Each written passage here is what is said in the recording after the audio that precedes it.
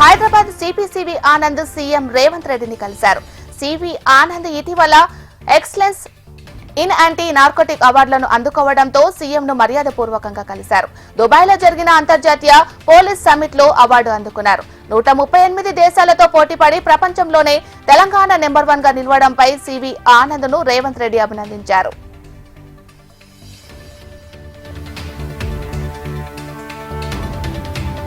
బషీర్బాగ్ లోని నిజాం కాలేజీలో విద్యార్థులు ఆందోళనకు దిగారు. కాలేజీ ముందు రోడ్డుపై బైఠాయించి ప్రిన్సిపల్ కు వ్యతిరేకంగా నినాదాలు చేశారు. ఎగ్జామ్స్ ఫీజు కట్టించుకొని ఇప్పుడు 75% అటెండెన్స్ లేదని, హాల్ టికెట్స్ ఇవ్వడం లేదని విద్యార్థులను ఆరోపించారు. డిగ్రీ సెకండ్, థర్డ్ ఇయర్ కు చెందిన 350 మంది విద్యార్థులకు హాల్ టికెట్స్ ఇవ్వకుండా ప్రిన్సిపల్ మొండిగా వ్యవహరిస్తున్నారని ఆగ్రహం వ్యక్తం చేశారు.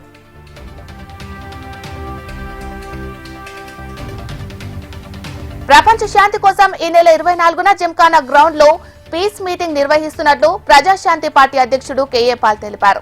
అమీర్పేటలోని పార్టీ ప్రధాన కార్యాలయం పోస్టర్ ను పాల్ ఆవిష్కరించారు. ప్రపంచ వ్యాప్తంగా శాంతి సామరస్యాలు కొనసాగాలని ఈ ప్రత్యేక కార్యక్రమాన్ని నిర్వహిస్తున్నట్లు తెలిపారు.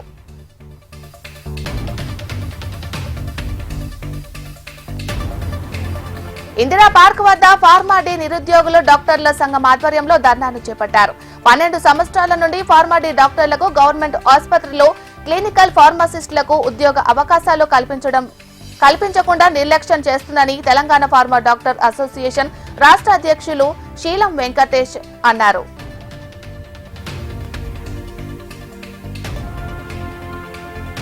సుచిత్ర కోంపల్లి చౌరస్తాలో పెద్ద ఎత్తున గంజాయి పట్టుబడింది.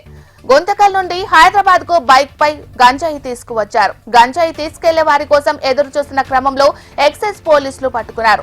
ముగ్గురి వద్ద నుంచి 10 కేజీల గంజాయి, బైక్, సెల్ ఫోన్లు స్వాధీనం చేసుకున్నారు.